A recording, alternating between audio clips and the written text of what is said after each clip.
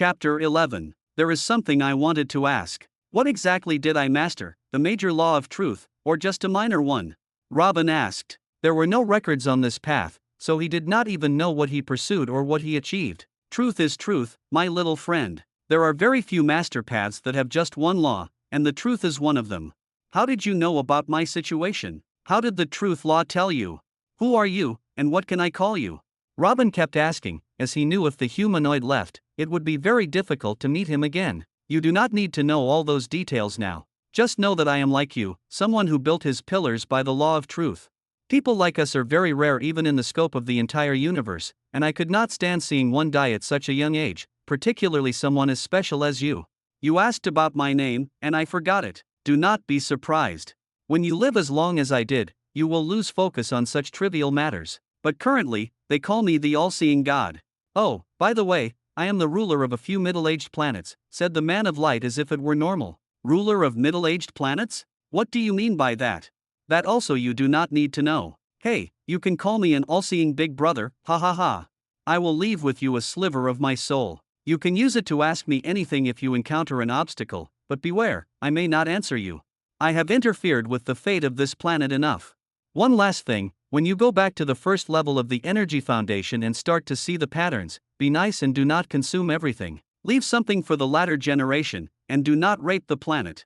The man of light laughed loudly as his body dissipated, and then a small point of light separated from him and entered Robin's head. The light man's words sent Robin into a dizziness. Patterns? What is this? But he quickly regained his calm, thinking it would not do him any good before regaining the first level of his energy foundation. Then he turned his eyes to Caesar, who had also completed his transformation and turned back into a 12-year-old boy. Ha ha ha, you look nicer now. Caesar looked at his father in astonishment and said, Who are you talking about? I did not know that you were so handsome and cute. All my life I have known you like an old fart. I want to pinch your cheeks. Caesar approached, lifting his hands all the way near to Robin's cheeks. In fact, there was one thing the all-seeing God neglected to mention. This body rebuilding operation was not that simple, and the main purpose of it was to actually save Robin. His current body had still tested the effect of several major laws, and it turned near perfect. Any weaknesses in him had disappeared, and his features had become more defined as if they were drawn with a pen. In general, he still retained the structure of his original face and body, but whoever knew him previously and looked closely would find that he had become more handsome. Of course, the same applied to Caesar. Off my face, you unfilial child. Even if I look younger, do not forget that I am still your adoptive father. Hey, I think we should plan what we are going to do next, said Robin as he went to his bed, placing one leg on top of the other and supporting his chin with one of his hands. Suddenly he stood up and jumped, shouting, Yahoo! Then he cleared his throat, saying, Ahem, and sat down again in the same position. Caesar sat on the floor next to the bed and looked up, waiting for what his father would say. Obviously, we cannot stay here. If the beasts knew we had become mortals, they would fight over who bites our bones first. We have caused them some serious damage over the last century, so I do not blame them, Robin said as he moved his fingers resting on his chin. But where will we go, Dad? Since I opened my eyes to the world, we have lived in this cave. If we went to the border villages, they would not know us, we would be treated as two orphan children, and we might even be subjected to enslavement. Oh, in fact, I am a descendant of a large family in the Duchy of Alton called the Burton family. There are tens of thousands bearing the family name and many times the number of slaves and soldiers. They will not mind the two of us if we go back, and some of the old bastards there must still remember my childhood appearance. But I guess that would not work, as the reason I left them earlier is that I do not like the feeling of being used, and surely they would not keep quiet when they see my current body or while watching our training speed. Didn't you say that these scrolls are precious? Why do we not sell one, buy a house from the prophet, and live with what is left? Caesar stated. After a few years we will be strong enough to roam freely. Oh, you reminded me. Robin suddenly got up and grabbed the candle on his desk, then threw it over the pile of scrolls. What? What the hell are you doing? Are you insane? This is the hard work that you spent all your life on. Caesar yelled loudly, almost going mad at the sight in front of him. Although he himself did not care much about these scrolls, he knew that they were everything for Robin, as he gave his life to write them. How could he take the decision to burn them so easily? The hard work that I spent my life on is in my head. I was constantly recording this to leave behind a legacy that benefits the world and immortalizes my name. Wasn't this why I trained you so hard, to get strong enough to spread my work on my behalf? But I do not need this anymore. It is not like I have become stingy, but the right time has not come yet. If one of these scrolls comes out to light now, we will be pursued immediately by enemies that we cannot withstand. Either they hunt and torture us to get the rest of the scrolls or make me work as a slave for them for the rest of my life. I really want to publish my findings, but not like this. Of course, there might be someone smart and try to protect a talent like me, but I would not leave such an important matter to fate. Why do you think I had not sold or published one of them earlier, you genius? Robin said sarcastically. So, what do we do? Now we really have no source of money or a place to shelter, and we are both just weak kids. Damn, you just had to ask him to rebuild my body, didn't you? I could have provided protection and a stable income for both of us. Why did you put us in this miserable situation? Since when do you and I need someone to take care of us? Caesar yelled angrily. Of course I thought about it, but I had to take this bet and give you this chance to get stronger. Have you heard the humanoid speaking about planets and big stuff? With the law of truth, I am destined to walk a long and thorny road. You are my son, even if it is by name only, and we have spent almost 3 decades together. I will not use you to protect me at first and then cast you aside when I advance further. We both have to move forward together. You want to protect me? Fine, I will focus on my research, and you focus on your cultivation and protect me for the rest of your life. I will not get you off easy, you wretched bastard, Robin said with a laugh while patting Caesar's head. Caesar was silent and looked toward the ground, his eyes filled with tears, then he smiled and quickly wiped them. He raised his head to look at Robin, who turned his back to him and headed towards the entrance of the cave. So he got up and went behind him, thinking, you saved me from the mouths of animals, you fed me, taught me, and trained me. There has not been one day when I felt like an orphan. You say protect you for the rest of your life? I swear that even if the death god himself came for you, I will shield you. There was a long silence as Robin sat in front of the cave with Caesar behind him. Then he rose up and shouted, I remember. There is a rich girl who owed me over a century ago, and it is time to give her a chance to pay off her debt. Ha, over a century? Do you think she will remember you? Ha, at least we have a place to start. Where is she? The Duchy of Bradley. Start packing, get the money we have left, and a few fruits from the garden. That peacock looks good too, cut some meat from it and bring it with us to eat on our way, as we have a long trip.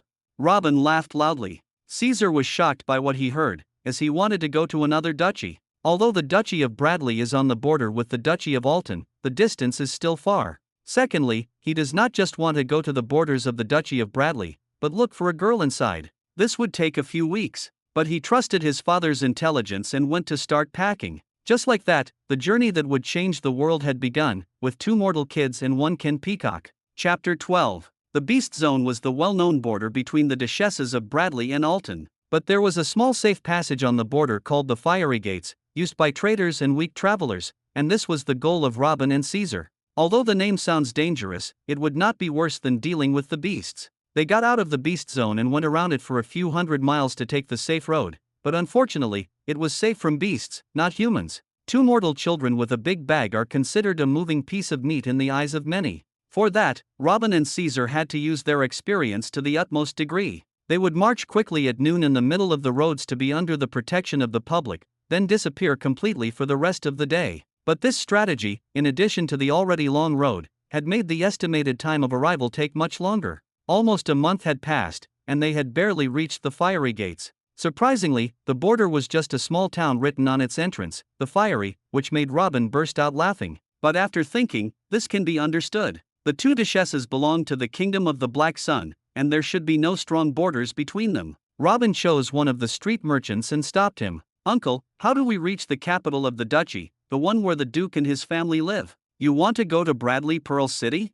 Move northeast for 200 miles. But do not get your hopes up, as I do not think you will be let in. The man snorted, looking down at the 2 children. Oh, looks like we have another long walk, Dad. Let us rest here at least a few hours, Caesar murmured. Okay, kids these days do not have enough determination, Robin said as he walked towards a tall tree, started climbing it, with Caesar right behind. Another 2 weeks passed before the 2 children reached the gate of the city of Bradley's Pearl. It was a huge city with high walls worthy of being the heart of the duchy. At least it was much better than the city of Jura in which he was born. Stop where you are, shouted one of the guards while pointing the spear at them. Where do you think yourselves are going? If you are not a resident or you do not have an invitation, then get lost at once. Lady Mila Bradley was the one who invited me. Robin declared loudly to attract the attention of the rest of the guards, and he had what he wanted, and a little more, as all the guards and all the commoners inside and outside the gate looked at him at the same time. Do you know the penalty for lying about something that concerns Lady Mila? The soldier started looking at Robin as if he was a dead person. Just tell her that the person who saved her life in the outer beast zone over 100 years ago was the one who sent me, and I hope you will understand how serious the situation is. If you try to bully me or do not send the message, you will pay with your blood. Robin said it firmly, but actually, he looked cute. However, his words were enough to frighten all the guards, as the one who saved her life. If this boy was right and they behaved badly with him, their heads and the heads of their families too would fly. Go to the ducal palace and tell Lady Mila what is happening here, the chief of the guard said to his nearest soldier. Then he looked at Robin from top to bottom. I hope you are right, I advise you to wish that too, as his eyes flashed with killing intent but disappeared quickly. Robin leaned on Caesar. Hey, when I give you the signal, throw the bag at the nearest guard and run to the right, I will run to the left. Let us meet at the last tree we slept on yesterday. Are you kidding me? Was this all a show, and those guards are going to eat us alive? Caesar tried to keep his voice as low as possible. She looked like a woman of her word, but maybe she became a bitch over time. How should I know what would be her reaction? Robin shrugged and took a step away from Caesar, as he was getting ready to run away. After 10 minutes of a suffocating atmosphere, the guard came back alone, and this made the situation become even more tense. But soon a beautiful lady with a sexy body fell from the sky, and when Robin saw her face, he knew who she was right away. It is her. Then he looked at her big breasts, which made him rethink her identity for a moment. But it was confirmed when he saw all the guards bowing before her. The woman remained in place for a few moments as well after her eyes fell on Robin. Send him to my house. She pointed at Robin coldly, then turned and flew away as splendidly as she came. You idiots, you almost killed yourselves. Ha ha, Dad is a special guest of the Duke's daughter herself, come on, bow before him. Ha ha, Caesar exploded uncontrollably when he knew the life and death situation was over. Hearing Dad made all the guards look at him in the same way as the merchant. In the end, they came to a conclusion that it might be a weird nickname or something. Meanwhile, Robin and Caesar, accompanied by 2 of the guards, set out towards Mila's house. On the way, Robin grabbed him and said, Hey, stop calling me Dad. You look taller and stronger than me now, you bulky bastard, call me Big Brother. Caesar found it difficult to respond to him, but he nodded. It had been more than 26 years since he first called him Dad, and any other title seemed strange to him. The 2 soldiers delivered both of them to the huge house of Lady Mila, which was located next to the ducal palace itself, and told the servants of the house what had happened before they departed. The servant escorted Robin and Caesar to the main hall of the house and asked them to wait there until the lady came back, telling them that it might take several hours or maybe days until she returned. Robin accepted and went to sit on one of the chairs, ready to fill his long wait with cultivation. When the servant made sure everything was in place, he left the room. At that moment, a shadow flashed through the window and grabbed Robin's neck. What the hell are you? It was Mila. She was not even half as calm as she seemed when they met at the gate. She was shocked when she saw Robin in front of her, but she did not want to make a scene in front of all those guards and commoners, and here acting was unnecessary. Why is everyone asking me this question recently? Am I very handsome for a human? Robin laughed, ignoring that he was being choked. Do not you dare try to change the subject. More than a century ago you were already old and at the 10th level of Energy Foundation. How is it possible that you are now a 12-year-old and you are not even at the 1st level of Energy Foundation? Mila shouted as she tightened her grip on Robin's neck. Alright, it is me. I did not think you had such a strong memory. It seems like I left a long-lasting impression, huh? Hee, but you made a mistake in one thing, as I was not old at the time, I was a teenager just like you. Robin said with a weak voice, as being hanged in mid-air was not fun at all. Liar. She threw him aside but controlled her strength to make sure not to harm him greatly. I was and still am the absolute genius in the entire kingdom. No one inside the Black Sun Kingdom would dare say he had a better talent than me,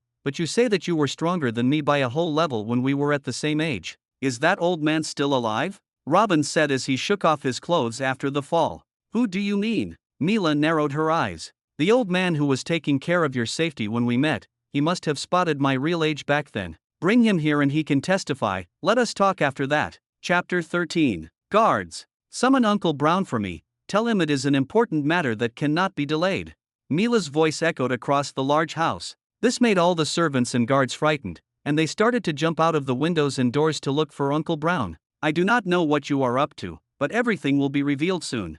Mila looked deeply at Robin, then went to sit on the main seat and closed her eyes. Robin shrugged his shoulders and sat down in his previous seat like nothing had happened, signaling at Caesar to relax. Caesar was almost going crazy. Why did his father choose this particular woman if he knew that there might be problems? And why did he tell her about his age and make her angry even more? 10 minutes passed in intense silence. Finally, an old man's voice echoed, "What do you want, girl, to call me from the bar like this? Do you not know that an old man like me should, His words were interrupted when his eyes fell on a smiling young man. It is you. But your bones age? How? The memories of the strong are strong as well, and his existence had already left a profound impression on him when he saw Robin at the Outer Beast Zone all those years ago. He knew it was Robin the moment he saw him. It is good that you are here, Uncle Brown. That brat says he was my age when we met in the Outer Beast Zone, is that right? Uncle Brown sighed, then shook his head. No, as I expected, you are just a swindler. He was a year younger than you. Uncle Brown, this is not funny at all. After a moment of silence, she shifted her gaze from the smiling Robin to her uncle. Do you see me laughing? The boy was really 14 when you met him. I did not want to tell you then so you would not get obsessed with him and walk away from the path your father laid for you. He shook his head and admitted. All this happened with Robin sitting next to him, nodding his head and smiling like he was listening to music. Caesar sat on the edge of the chair with his eyes wide open as if he was watching a play. A full year younger, stronger by a full level, ha, ha, ha. All those years I thought I was the most talented in my age group for the past few centuries. But you are telling me that my thoughts were already nonsense since I was a teenager? You knew and did not tell me, . Her chest shook as she pointed at her uncle and shouted. Mila took a few seconds to control her breathing and sat down again, then looked at Robin. What is your name? What is your real age? How do you change your bone age? What are you really doing here? And why did you decide to expose yourself to me? I think the first and second questions can be answered together. I am Robin Burton, do you still remember the name? Robin said softly. Robin, the person I was going to challenge when I met you? This really explains a lot and will confirm your true age and that you are not some monster shapeshifter who lived for thousands of years. Of course, that is if you are honest. Uncle Brown, use our fastest communication bird and have one of our followers near Jura go into town and try to get some old man there to paint a picture of Robin Burton. Make him say he is making a book about geniuses or something. Uncle Brown nodded and quickly retreated. May I continue? As for your third question, you can say that I ate a strange herb and came back to how I am now. But that is not the truth, is it? Mila said sarcastically. Maybe, but that is the only answer you will get from me. Robin shrugged his shoulders. As for your fourth question, as you can see, my little brother and I are weak now and I cannot find a place to take shelter until we get stronger, so I came to you to collect your debt. My request is that you protect me and my brother and provide a decent place to train with some resources for 5 years. Why do you think I would agree? Mila narrowed her eyes. Where was this guy getting his confidence from? A girl of your stature, talent, and strength would not risk losing her peace of mind because of breaching your oath, especially if my requirements are this low. And for your last question, I chose to expose my talent to you to maximize your investment in me as much as possible, Robin said with a smile. Are you saying I should invest in someone who might grow to be stronger than me?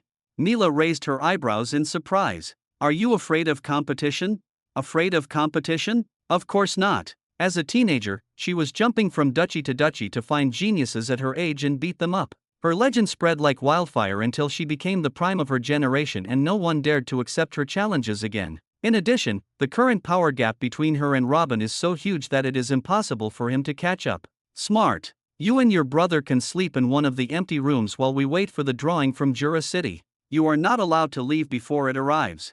Mila stated this while a slight killing intent flashed in her eyes, causing Caesar to swallow his saliva automatically. After that thorny conversation, a servant came to escort Robin and Caesar to one of the largest rooms in the house, where the two lived lavishly for 2 days. Or in a more accurate sense, Robin lived lavishly while Caesar was counting every breath, afraid of what would happen if something went wrong with the painting. After 2 days, the drawing finally arrived from the city of Jura. Mila examined it for a few minutes, then sighed and summoned Robin and Caesar. Looks like you are right. Your real age and identity are confirmed, and you were really more talented than me at the time. Interesting. I would like to see if you will achieve that same level in the second chance you get for yourself. Mila said with indifferent eyes. I agree to your terms. I will use my name to send you and your little brother to the best martial institution in the duchy. It is the place where the sons of our nobles gather, and you can study there for 10 years. As for the resources, I will dedicate 100 gold coins per month for each of you. Is that appropriate? Mila said calmly. But when those words fell in Caesar's ears, he was shocked. 100 gold coins a month. Even selling the skin of a level 14 monster, suitable for making middle-grade weapons and armor, did not earn him that much. Haha, you did not disappoint me, Mila. Aunt Mila. I assure you that you will not regret your decision. Shameless? Who do you call aunt? You are my age. Servant, take these two and throw them at the Martial Institution. Oh, give this message to Uncle Felix there. Chapter 14. Soon enough, Robin and Caesar arrived at the institution. Its high walls and imposing gate were sufficient to raise Robin's hopes and instill some awe in Caesar's heart. Bowing down, the servant called, I am by order of Lady Mila Bradley, with a letter to Sir Felix Bradley, the distinguished head of the institution. 2 guards at the 10th level came. After exchanging some questions, they escorted the 3 to the office of the head of the institution. On the way, Robin and Caesar were busy looking around them to get a general idea of where they would spend the next 10 years. The institution was very spacious and well organized. Robin spotted areas with large villas with backyards, and another area where there were smaller-sized buildings. There were also huge and heavily guarded buildings. After a few minutes, the 5 arrived at their destination, a medium-sized building with several high-leveled guards. After exchanging some information, the 2 guards retreated and returned to the gate, while one of the guards serving in front of the president's office took the message from the servant's hand. Wait here, he said and entered. He left for a few moments, then called, come. After the servant had finished his job, he retreated in silence. When Robin and Caesar stepped inside, they found the chief guard coming towards the door to go out. Behind him, a man who looked like a middle-aged scholar sat behind a desk smiling. He waited until the guard got out and the 3 were alone, then said, I am curious. Who exactly are you to earn a nomination from Mila personally and even be assigned such an allowance per month? In response to the head of the institution, our names are Robin and Caesar Burton. Lady Mila owes me, and this is her way of repaying the favor. She is a really generous lady. Robin did not try to hide anything. Since Mila knew him at first sight, why would he try to hide his identity? The Burton family has thousands bearing its surname, and even more of those who have seen him in the past and are still alive today. So if he does not completely change his appearance, it is impossible for him to evade being discovered, and there is no need for that anyway. Ha! Mila owes you. Felix was surprised and looked at the mortal boy standing in front of him. He was at the age of 12, but he had not reached the 1st level yet? This was scum among scum. No matter how he looked at him and the kid next to him, he did not find anything special, but he did not push the matter further. Whatever the reason was, as long as Mila did not say it herself, it would not be proper to inquire about it in other ways. It is okay then. I will assign you the numbers 207 and 208. You can receive student badges from the coordination office and house keys with the same numbers. You can join the lectures every day at 10 in the morning, and with this paper, you can spend your allowances from the treasury at the beginning of each month in the form of coins or resources. That is up to you. He said while stamping a few papers with his personal seal and threw them at Robin, then signaled them to dismiss. Robin bowed a little, and Caesar followed, then they both left. Handing over badges and keys to the houses went smoothly. When they went to the treasury, Robin chose to exchange all 200 gold coins with energy stones. Every now and then, a group of students would pass by and instantly become surprised by the view of the 2 mortals carrying huge bags of stones on their curved backs. Then they would laugh and continue on their way, and this continued until the 2 of them reached their new homes. Inside house 207, Robin said with a laugh, It has been a long day, but finally we can start training properly. He went to choose a room, when suddenly the sound of knocking on the main door echoed. Robin went and opened it to find a group of young men. Their boss was smiling at first, but when he found that Robin was just a mortal, his smile vanished. Go and call your master. I have no master. I am the owner of this house. Can I help you with something? Robin replied plainly. Owner of what? Hey kid, do not waste our time and go call your master. That is right. If he is too arrogant to come out, then at least tell us who he is. Robin waited until they all finished. Too bad, but I am really the owner here. What can I help you with? You. How can a mere mortal like you have the same rights as us? We have heard that there are 2 new students. Do not tell me the other one is also a mortal like you. The young man was shocked when he heard Robin, as this was a respected institution that only accepted talented nobles. He is just like me, is that it? We are kind of busy right now, so. Robin said emotionlessly as he gestured for them to leave. I do not know where you and the other scum came from, and I do not care either. But I am Remus, son of Marcus Rufus, so behave with me. Hey, I just remembered something. My house just happened to be cramped lately, and I need another one to turn it into a nightclub for me and my noble friends here. You would not mind if I took house number 208, right? Remus said it with a cruel smile on his face. Actually, I do extremely mind. Are you saying you want to resort to violence? Remus raised his fist. No, I just mind. If you insist on taking the house, I will hand you the keys. Robin said without emotion, while Caesar was in the back looking at him with a strange look. Give me the keys. Remus did not believe him but tried anyway. No ordinary person enters the institution, and although he was confident of his background, at least he expected some resistance and threats. In fact, the house request was just his way to know more about Robin's background. Here you go.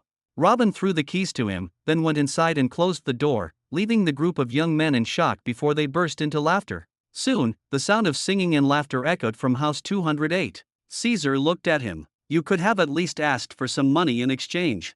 The house was not important, as house 207 could easily accommodate both of them. And of course, he knew that they could not defend the house yet, so Robin acted normally. It suited his style, and he would not enter uncertain battles. Robin laughed. No, we may not need the house now, but we will definitely need it later. If I take some coins for it or say I am willing to give it, I will not have any face to call it back. Let them have their fun for now. I will send you to beat them up later and take it back for me. Chapter 15. That all-seeing big brother said I will discover some kind of patterns when I get back to the first level of energy cultivation. I am so excited to get back as soon as possible. I am afraid we are going to part ways here, Robin said, narrowing his eyes. What? We are parting. What do you mean by this? Caesar was startled to hear those words as if they were the harshest curse in existence. Take your share of the stones and go upstairs, you idiot. Do not show me your face before you break through to the first level. Robin approached and kicked Caesar in the butt, who froze in place for a bit, then laughed and took half the stones before running upstairs. Thus, their training began. Although both of them had a huge experience in cultivation methods and shortcuts, they did not even try to train on the way from the cave to here. Training energy and strengthening the foundations requires high concentration and a clear mind for meditation. Finally, they reached a safe environment full of training resources. There was no need to hold themselves back. A week passed, then two. Level 1 is laying the first foundation on which to build the rest, and it normally takes a few months or even years. Suddenly a loud voice echoes from the loft, shouting, "Ha ha ha, I am officially a cultivator again, I did it before you." Caesar was very proud of himself. Although he naturally progressed faster since he had reached level 14 before and had the same training technique that Robin had modified, he still felt proud that he was able to get ahead of his father in something. Caesar jumped from the second floor and came down to continue his bragging, but what he saw made him mute. He found Robin in a meditative position in his room with his eyes turned bright green, and the space around him seemed a bit illusory. What? What is going on here? Did he break through to the first level already? No, even breaking through to level 20 should not cause such a scene, Caesar said while taking a step back. He quickly regained his balance and sat in front of the door waiting for any reaction from his father. It has been 2 days, then 2 weeks, then 3 weeks. Caesar is starting to get very worried, as this is not supposed to happen. It was just a simple break through the first level that even children could do. After 2 more days, the glowing in Robin's eyes finally stopped. Then he smiled and stood up, saying, "Patterns, ha? Ha ha ha, patterns, patterns." Robin said as he looked around with intense curiosity, as he was in an ecstasy state. Whenever he looks around him, he sees certain patterns in everything. They look like drawings in certain things or as a way of moving in a second, arranging some factors in another, and so on, but definitely, everything has a pattern that distinguishes it from the rest. The mirror in front of him, for example, shows patterns in the form of drawings over his reflected image, and the bed boards have patterns as if they were carved inside the wood. Even in the wind he saw patterns in the way it moves. After looking around and examining everything for a while, he seemed to realize something and then called out, "Caesar, come here." Caesar, who was sitting next to the door, jumped up and stood in front of Robin, who immediately began to examine him. As he expected, there are already patterns on Caesar's skin. Then he cuts Caesar's finger and meditates on the blood, and he also found patterns on it. The whole world has changed in his eyes, and everything has its own patterns. Although he did not understand what this is and what it is doing, he realized that the reason he could see it is definitely the law of truth. But he has not laid his pillars with the law yet. So what will happen when he does? Robin was in a very good mood today. He said with a laugh, "I am hungry. I guess we are in the second month, right? Let us collect our money and go eat something decent." The two of them easily cashed out their allowance from the treasury, but this time they took it as coins. The first level of Energy Foundation did not consume many energy stones, and they still had a lot left. Their walk around the institution did not go unnoticed this time either. To those who thought they were mysterious before, it was now clear that they were only at the first level, and compared to their age, they were trash. The two were not spared from the indirect teasing and laughter from afar, but the two had enough experience to remain calm. Robin said with a smile, "Hey, I do not remember you ate a meal in a fancy restaurant before. How about the first time today?" The two of them left the institution and asked around for the biggest restaurant in the area. It looked like a normal picnic, but Caesar noticed his father looking around him with a big smile on his face like a child seeing the world for the first time. He did not know that it was actually the first time he saw the real world. Even inside the restaurant, Robin caught the eyes of those near them when he laughed loudly as he grabbed a piece of mountain rhinoceros meat and examined it as a masterpiece. "Oh, big brother, what are you doing?" Caesar did not care what was happening around them, but what Robin was doing was really weird. "What do you think I am doing? Just casually breaking down a few laws? Ha ha ha," the answer shocked Caesar. When he was about to say something, Robin stood up, threw a couple of golden coins on the table, and started walking out. Caesar quickly caught up with Robin and asked puzzledly, "Breaking down laws? What was that?" "Since I entered the first level and was able to use the laws that I studied earlier, I started seeing patterns on everything. And from what I noticed till now, I think those patterns are the laws that run the world," Robin said confidently. You see the laws with your own eyes, dot. Caesar was startled hearing this. "Exactly," Robin smiled. "Now let us buy some firewood. I am going to have a long talk with the major law of fire, ha ha ha."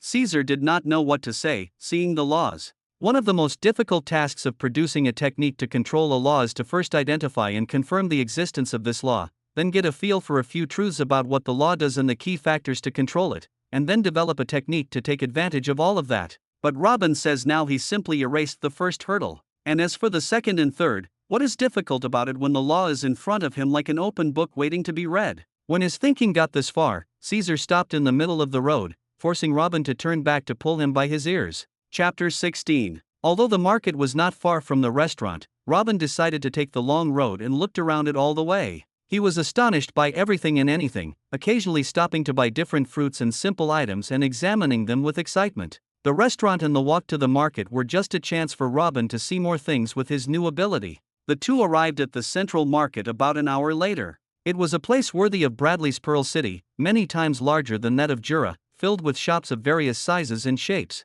Guards and powerful experts were scattered like ants. The small merchants spread out sheets on the ground and shouted loudly for their merchandise, hoping that they would collect enough money to rent one of those shops one day. Robin also noticed that there are several huge platforms on which large numbers of humans of both sexes and different ages are stacked, stripped of their clothes. In front of each group, a person calls out their qualities and prices, saying, "Come closer. Come to this site, I have everything you want. I have the most beautiful and ugliest of women, the strongest of men and the weakest of them. If you have a little or a lot of money, you will not walk from here without a slave to satisfy you." It was clear that these were the platforms of slaves. Robin paused in front of one of the platforms for a while, looking at a boy a little younger than him, and was mired in thought. Then he nodded and walked away, saying, "When we get back to the institution, ask for me if we can bring slaves into our personal house, and if it is permissible, ask about the maximum number of slaves allowed for each student." Caesar did not understand why Robin would ask about such a thing.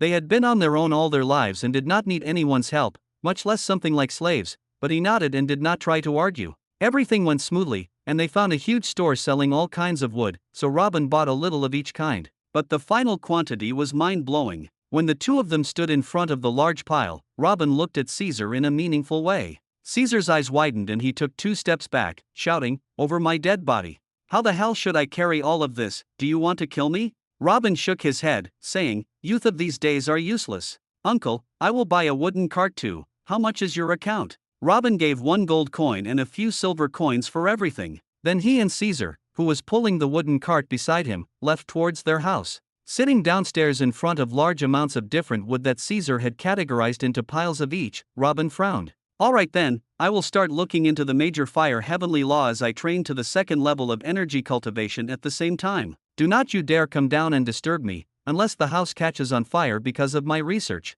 You are allowed to come and help me put it out, or put me out. Well, I trust you will know what to do then." Dismiss. Caesar chuckled, then went up to the second floor. When Robin knew he was alone at last, he brought a handful of wood from the first pile and set it on fire, then sat and watched. Patterns of fire were evident in the flames and distributed in different degrees of intensity, the densest near the wood until it disappeared completely at the furthest. He did not move for a few days where he finished on the first woodpile, so he sighed from the wonders of the world and shook his head. Before, I was like a blind man walking in a strange space. Then he went to get something to eat and came back to train for the second level so that Caesar would not be far ahead of him. He kept training as he consumed the energy stones for 7 days, cutting about half the distance to the second level in one go, before returning to complete his research on the next pile of wood, which was more succulent than the previous one. Robin decided to bring different types of wood for one purpose, which is to try out which type of wood will produce a flame with clearer patterns to make it easier for him to search. If they are all the same, that is okay too. But after he sat in front of the small succulent pile and lit it while eating a chicken leg, his features quickly changed from anticipation to shock. The patterns, they are different, he shouted in his mind. No, that is not supposed to happen. What is going on here? Robin said as he got closer to the burning pile of wood. Most of the patterns in front of him were identical to the one before it, but there were slight changes in several places. How is it possible that the same law has several versions of patterns? It is known that every path had numerous branches called minor laws, and these branches certainly had different patterns. But now he is looking at just pure fire, not sparks, heat, melting, or evaporation. The pattern is not supposed to change for the same thing, or at least that is what he thought theoretically before he conducted the experiments. After a period of astonishment, he brought the chicken leg in his hand towards the fire until the flames enveloped it, and as he expected, the flame patterns around the chicken leg have changed. He quickly got up to pick out small batches of all the wood and put them separately, then lit them all at once. He fetched his bed sheet, bread, papers, and a few other random items, then lit them separately as well, and in each pile, the patterns were a little different. Impossible, it is impossible for the Flame Emperor to have seen such a fundamental difference when he announced that he had mastered the fire major heavenly law. At the most, he gained some enlightenment from observing fire and its actions and truths for thousands of years. The problem is that the fire outwardly seems identical, but what I see now denies that completely. Does that mean the fire major heavenly law that the Flame Empire built its foundation around is incomplete? No. Not only that, what about the rest of the major heavenly laws that have been declared completed? Is it only relatively complete? When Robin thought about this, he sat down and started to sweat. The sweating was probably from the huge fire around him that reached the ceiling, but he considered the sweat a sign of tension and focus. Is this what the all-seeing Big Brother meant when he said that the planet is still nascent and that I take things slowly when I see patterns? What a pressure, what a responsibility, what a thrill. Ha ha ha, I have got the whole world to explore with no strings attached, and when I am done with it, it will not be nascent anymore. Ha ha ha. Robin said, jumping excitedly as Caesar tried to rescue what was left of the living room. Chapter 17. After Robin finished his hysterical laughter, and Caesar put out the fire, the two of them went back to what they were doing. Caesar was busy trying to break through to the second level before the end of the month, while Robin started lighting everything he saw in his way, then sat and watched. Caesar's routine has changed a lot since that day. Instead of training, eating, and sleeping, it became training, putting out fires in the house, buying supplies instead of the ones that were burned, checking on his father's mental and physical health, then eating and sleeping. Robin's enthusiasm lasted for about 2 weeks. Even his food was cooked by himself on top of different piles each day to see how the fire patterns would change under the different metals, and if the food inside would affect the patterns. But soon he realized that such a process would not end overnight. He began to manage his schedule better as he devoted a period of his day to energy training and increased hours of sleep. A few days before the end of the second month of the academy, Caesar broke through to the second level. But this time he did not shout and try to brag in front of his father again, choosing instead to start his training towards the third level silently because he knew that Robin had been busy all the time with the major heavenly law of fire. At the beginning of the third month, Robin's voice was heard in the house. Hey, Caesar, did you like your room? Come, let us have a little chat. Caesar was amazed for a moment, but left his training and immediately went downstairs. What did you do in the assignment I gave you, regarding the topic of the slaves? Robin said. I asked one of the guards, and he said that each student can bring 5 slaves to his house within the institution, but he will be responsible for all their needs. 5, a little more than I expected. How much money do we have right now? We still have not pulled out the 200 coins for this month that we can bring in at any time. And there are about 90 coins left from last month after subtracting the cost of all that stuff you burned. Okay, go to the treasury and get 100 gold coins, and leave the other 100 for training resources. I want you in front of me in 10 minutes, Robin said, and then pointed to the door. And indeed, within 8 minutes Caesar returned with a bag of coins on his waist and another huge one of stones on his back. When Robin saw this, he got up from his chair and said, let us go. Then he left the institution, and Caesar was behind him. Where are we going this time, Dad? Although Caesar knew the answer, he asked anyway. To buy a slave or two. Why? We never needed slaves, I always take care of you. Am I failing you lately? I do not want you to take care of my needs anymore. Focus on being strong. Did you forget our deal so quickly? You should protect me. I just need someone to hand me pens and clean up what I break. That does not suit you, Sir Caesar. Robin laughed. In fact, there was another real reason for this, but he refused to reveal it before it was achieved so he would not look like a fool if he failed, and not to frighten Caesar badly. Caesar did not know what to say. Those words touched his heart, and his resolve to become stronger increased again.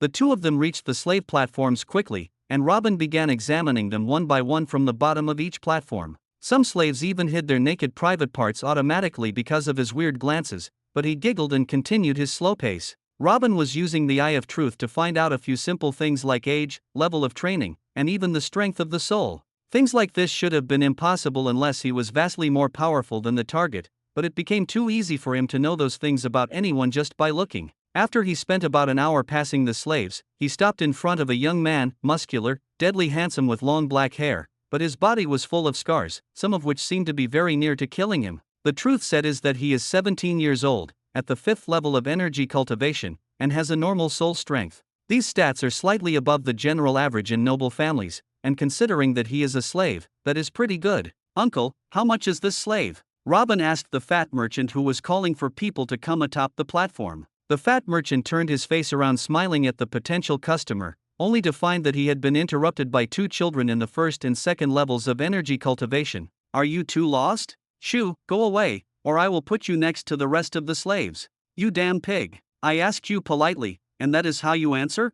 Looks like you do not want your life anymore. Robin shouted, then quickly raised the badge which said he was affiliated with the Bradley Army Institution. When the fat man was about to raise his whip to strike the big-mouthed boy, he saw the badge and immediately knew what it meant. This boy is either the son of a noble or supported by the power of a nobleman. Suddenly the fat man knelt down. Oh, it seems that my life with the slaves has made me become stupid. I could not see how great my young master is. How about I compensate you with a 20% discount? Said the fat man, smiling and rubbing his hand. Just tell me about this guy. Robin pointed at the long-haired youth. That. We call him the Mute. He is 17 years old and he is a level 5 with his tongue cut out. An expedition to the Dark Ruins found him like that, and when they tried to save him, he killed 2 of those at the 5th level and seriously wounded one of the 6th level before he was suppressed. His characteristics make him qualified to work in almost everything, and he can be used as a bodyguard for young nobles like you. Ahem, you see, this slave is very special and it cost us a lot for that. Its price is 100 gold coins, said the merchant smiling. Caesar could not contain himself. 100 what? All the slaves are between 5 or 10 coins. Greedy pig, you are trying to scam us. How dare I, young master? I swear to you, what I said is true. His fighting ability is very high, and we lost 3 of our men before subduing him. If I sold him for less than that, it would be a great loss for me. Of course, you can look at the rest of my collection and forget about this one, the fat merchant said with a malicious laugh. Robin indeed had scanned the rest on the platforms, but none was as perfect as this young man. He finally decided that he was worth investing in. A bag containing 80 gold coins found its way to the face of the merchant, who accepted it wistfully. That short bastard still remembers the discount. But he found no one to blame but himself. Robin cut a piece of cloth from the furniture on the stage and threw it at the young man to cover his body. Then he looked him in the eye and said, "You are mine now." Chapter 18. Sitting on his favorite couch in House 207, Robin stared at the Mute standing in front of him for a while, then said, "I do not know how you got to the Dark Ruins and why you have stayed in such a dangerous place, but as someone who has learned the cultivation techniques and even reached the 5th level, you definitely have some decent background. You see, I paid a lot for you and I am not ready to give you up, but I will make a deal with you. I will give you 1 month to finish any unfinished business you still have, then come back for me, but I will give you a warning in advance. If I do not see you in front of me within a month, I will report you to the authorities as a runaway slave and you will be pursued and killed. What do you think?" His mute eyes widened upon hearing this, as he did not expect anything good from this new master of his, especially such generosity. Even if he was threatened to be reported to the authorities, this is still a very generous offer that most nobles would not choose. Because the slave purchase contract is in his hand and the sale contract is still in the hands of the merchant, by filing a complaint with either of them he would be hunted down and killed by the armies around the world. This was a cross-border pact so that kingdoms and empires would keep the fruitful slave trade safe. If the slaves can escape easily or they can revolt against their masters, this trade would not have existed until now. Strict laws from the governments and special forces from the armies dedicated to the slaves' hunt are the only reason such trade is still going. For example, if a slave kills his master, he and all the slaves of that master and their families will be killed by sitting on a wooden spike. Without further delay, the mute knelt with his hands on the ground and nodded in agreement, knowing that was an opportunity he had dreamed of for so long and never thought would come after he had become a slave. Go, I expect you will be in front of me in 1 month from today or you will suffer the consequences yourself. Robin waved his hand. The mute nodded again, then turned and ran away before his new master could take back his words. What do you think he will do during the month, Dad? Caesar said while looking at the young man's nude back. I do not know, maybe he would meet his family or take care of the one who cut off his tongue. I just want his mind to be fully present with me when I start using him, Robin said without caring. What does his state of mind have to do with anything? Is he not just here to help you with your research? Caesar looked confusingly at Robin. It is none of your business. Secondly, I told you not to call me Dad, not even when we are alone. Robin said as he jumped out of his seat to kick Caesar on the butt. Quickly, 3 weeks passed, during which Robin broke through to the second level of energy cultivation. At the same time, he kept advancing in his studies on the major fire heavenly law, which began to bear fruit. He had been trying to identify the reason behind the ever-changing patterns. For example, when fire touches completely dry wood, the patterns are not the same as when it touches wood that still contains a percentage of water or the trunks of plants that store the element of light in high concentrations. The fire path here does not burn the wood only, but it interferes and tries to burn the rest of those equal heavenly paths inside that piece of wood. This results in an overlap and distortions that appear in the patterns. How can he produce a pure flame to study the major fire heavenly law from? There is nothing like an independent fire in nature, as fire has to depend on something to ignite, and even fighters who use the path of fire must burn their inner energy to ignite it. This puzzle was the current obstacle in his way. While he was concentrating on making plans for research for the coming period, someone came through the door. A tall, handsome young man with long black hair entered, wearing short clothes stained with blood all over, with a trace of a stab clearly visible in the heart area on his shirt, but he himself was fine. It was clear that he took those clothes from a corpse. Robin noticed the mute's new clothes, but then he turned again to look at the burning flame in front of him. I see you are done with your unfinished business. The young man moved silently and went to stand behind Robin, expressing his approval. Do you have a name you want me to call you? You can write it down or point to things so I can know it, said Robin, starting to poke the grilled snake to change its position slightly. Silent for a moment, the mute shook his head. Robin did not know if it meant he did not have a name, or if he hated that name and did not want it anymore, but he did not care. Well, starting today your name will be Theo.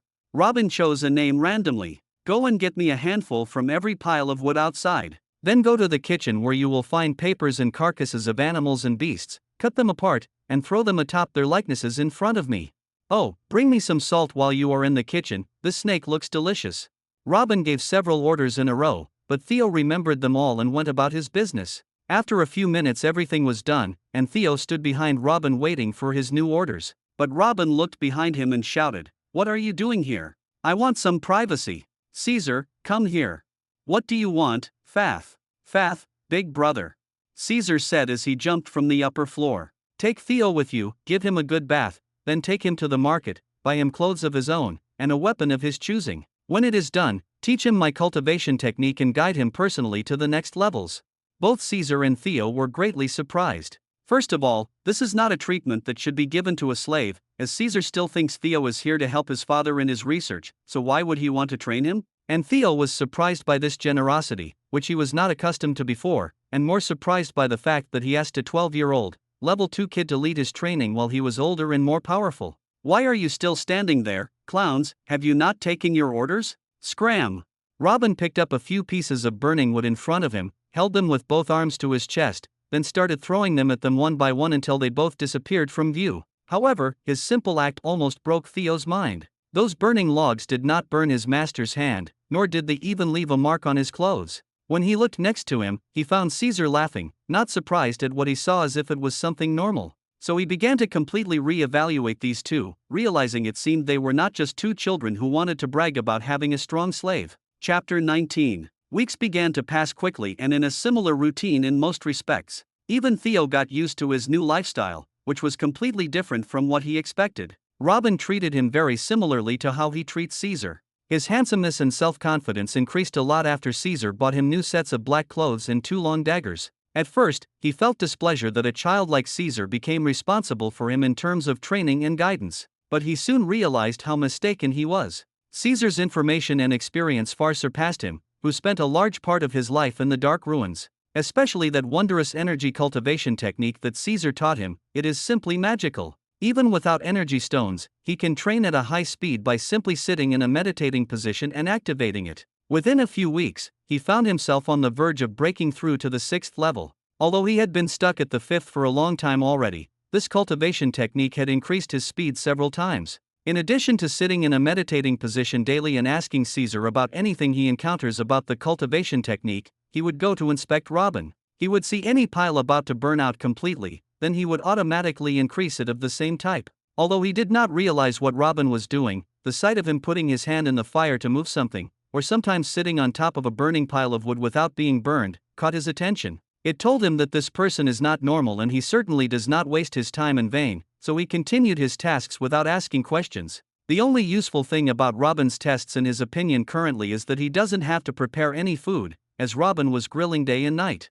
All he has to do is bring him some salt and spices next to him and he will do the rest. As for Robin himself, he began to make great progress in the path of fire. Although finding a pure fire is impossible, he found a promising route. Robin discovered that a large part of the fire pattern is the same no matter how much the fuels change, and the other changing parts can be separated by observation and be used for reconstruction. Meaning, if there is a certain variable part, it changes in most of the fuel piles in front of him, but it will stay identical in 2 or 3 of them. Robin decided to hunt and collect those most seen variables and determine them as the original part of the pattern. He memorized the constant pattern of the major heavenly law of fire, which appears in every burned thing. Currently, he began to fill the gaps for the variable parts with their constants that he discovers. He decided to reward himself with a few hours of rest after each time he found a constant. He used this time to reach the 3rd level of energy cultivation. As for Caesar, he almost didn't move from his room, even the grilled meat Theo brings to him, because he wants to gain strength as quickly as possible.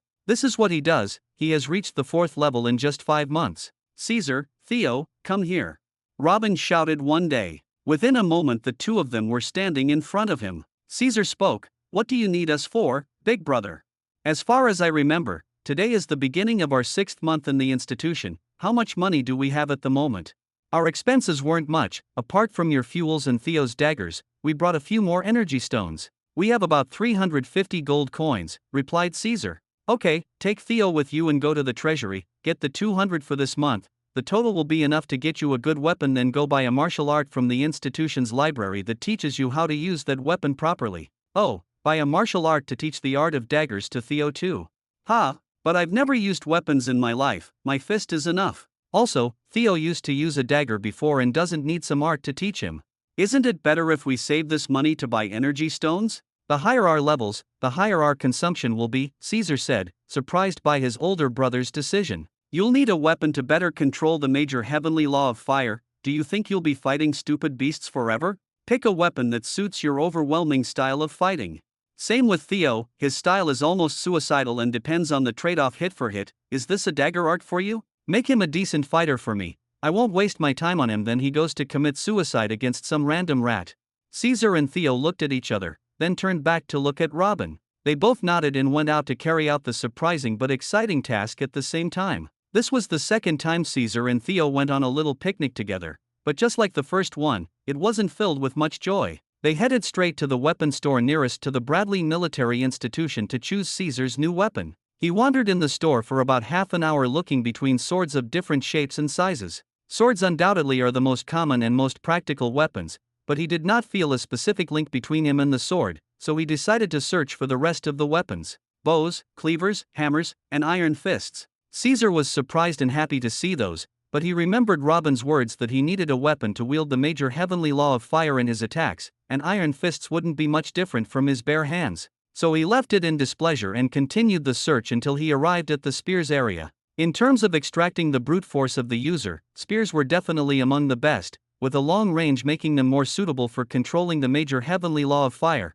but there was something in the spears that irritated him. Uncle, spears have a good range but require more accuracy for wielding, and that doesn't suit me. Do you have something with the same range as the spears but depends more on strength?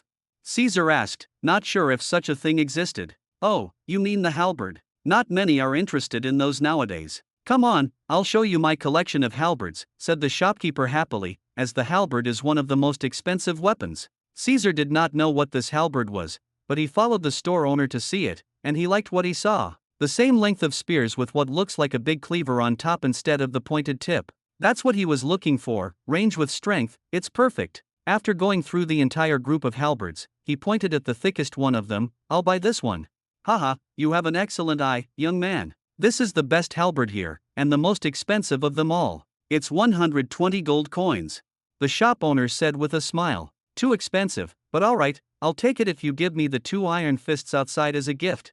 Agreed. Caesar came out smiling, happy with his new weapon, then took Theo with him and headed to the institution's library to buy their new martial arts. But when they got back home, both of them had traces of beating and Caesar's halberd was broken into 3 pieces. Chapter 20. What happened to you? Robin jumped out of the piles of fire when he saw the sight. Several bruises were all over the 2 faces, Caesar's right eye was swelled, and Theo's left arm was hanging in a weird shape while a large amount of blood was dripping from his fingers. What do you think? Caesar threw the broken halberd aside and went to get water and bandages to treat himself, while Robin hurried to expose Theo's dangling arm to see what was wrong with it. His shoulder was dislocated and there were cuts all over his arm, from the shoulder all the way to his fingers. Whoever did it was enjoying his time to the fullest. They used my own halberd to do it. Caesar, who was sitting on a chair by the side, stated, then started to put wet cotton on his eyes. Robin knew very well who he meant. It was the group of youths who ripped off House 208 from them, and since that day they have been harassing them whenever an opportunity arises. The more they find them silent, the more they grow more violent. Especially after Theo joined them, it became a common sight to see him with tattered clothes and a bruise or 2 on his face every time he goes out to buy supplies or fuels. For bullying a slave is easier than bullying 2 students who carry an official badge, and the 3 of them have become the entertainment of this group. But because of their current weakness, Robin pretended that he didn't see anything. He was just increasing Theo's quota of energy stones to use their energy to heal himself, while Caesar grinds his teeth and intensifies his training, even more, to become stronger quickly. Caesar, who was sitting on one of the chairs dressing his wounds, felt for the first time in his life an intense killing intent coming from Robin. It was so shocking that it made the hair on his body stand. Because he knew Robin when he was old, calm, and immersed in his studies, he got accustomed to the fact that the option of fighting never crossed his mind. Just now he remembered that this man lived more than a century among countless beasts. Those sons of bitches. They went too far. What will happen next time one of you walks in with one of his limbs missing, or even dead? Robin shouted, then kicked the door with his foot and headed straight to the next house with 208 written on it. But when he got near the door he didn't stop for a moment. With a wave of his hand, he burned the door in an instant, turning it into smoke, then entered directly while yelling, "Get out here, you damn pigs! You bastard, you want to die." The head of the group, Remus, who was sitting cuddling a girl on his lap, was surprised by the scene, but quickly held on, threw the girl aside, then rushed at Robin to smack him, but he heard Robin suddenly yell, "Touch me and I will report you to Lady Mila Bradley." Remus's fist stopped just before it touched Robin's nose. "You're bluffing. How does a scum like you know the #1 genius in the kingdom?" But his heart was beating fast. If it was Lady Mila Bradley who had nominated Robin and his brother, their presence as students here even though they were just weak commoners became reasonable. He is lying. If he knew Lady Mila or even anyone of value, he would ask for his help by now. Right, Lady Mila is destined to become a sage. How could she know those peasants? At this point, Robin reached his hand and grasped Remus by the collar. "Maybe I'm lying, do you want to try me? Come on then, touch me, Caesar, or Theo one more time and I will report you immediately, and I want to see what Mila will do with you after she promised me a safe environment in the institution." I kept quiet because I didn't want to ask for another favor, but you're testing my patience day after day. You wretched pigs like to play? Alright then, I'll play with you, what about a bet? Robin stated, starting to regain his calm a little. What kind of bet? Remus put Robin's hand away and asked. Although he was not sure of Robin's threat, the idea of angering the famous Mila Bradley forced him to think deeply about his choices, and the sight of the door disappearing in an instant and turning to ashes was still stuck in his mind. making him think it seemed like he kicked an iron wall this time. A year from now, I will send my brother Caesar to formally challenge you all in the institution's arena. Whatever happens to him in the arena, I will be satisfied and I will not report you, but of course, whoever of you participates in the fights and loses will have to give us some compensation. I can sign a contract with every word I say, but until then, get out of our way.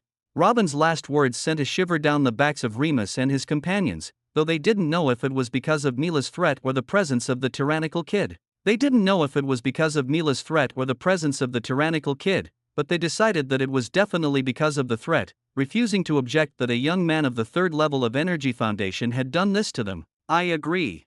The moment these two words came out of his mouth, Robin nodded, then came out of the house, dragging Caesar and Theo behind, leaving the group silent for a long time. Until someone said angrily that Caesar is still at the fourth level. Does he really think that he will reach a level where he can defeat us all in 1 year? Does he think he is a god, or that we are useless? If he wants to kill his brother, who are we to object?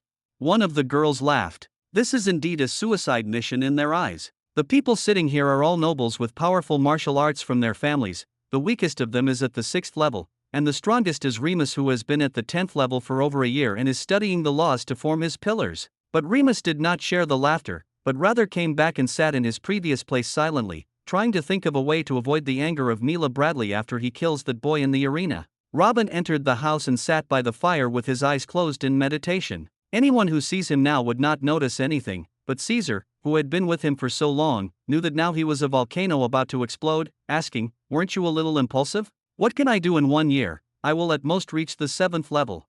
Robin opened his eyes and looked seriously at Caesar, saying, "Trust me. I'll make you strong enough to shove your broken halberd up his ass." To be continued. Thanks for listening. If you enjoyed this video, hit that like button and subscribe so you never miss an update. Check out the playlist to catch up on the rest of the series. I'll be back with the next part soon, stay tuned.